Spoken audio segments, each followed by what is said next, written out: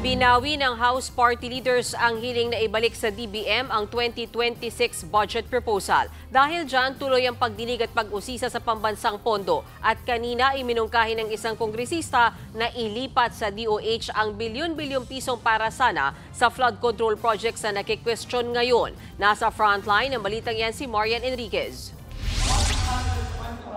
Dagdag na pondo para sa Department of Health. Ito ang isa sa mga naging sentro ng usapin sa 2026 budget deliberation ng House Committee on Appropriations.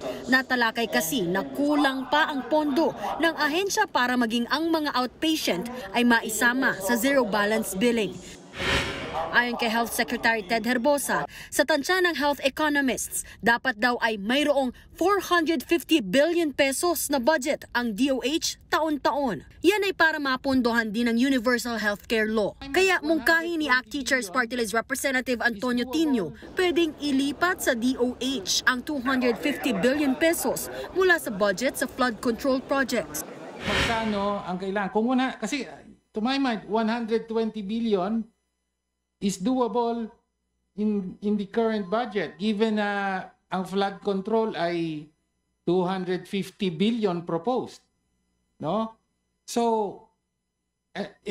kung ilalagay ito, libre na ang outpatient sa mga government hospitals, napakalaking ginhawa po ito sa mamamayang Pilipino. Siguro another 100 billion could actually help. Sa ngayon, 320 billion pesos lang ang inilaang pondo sa DOH sa ilalim ng National Expenditure Program o yung proposed budget sa 2026. Pero mungkahi ni Tino, magsumiti na lang ang DOH ng sarili nilang proposal. Lalo't bubusisiin pa naman ang budget ng DPWH sa gitna ng maanumalyang flood control projects.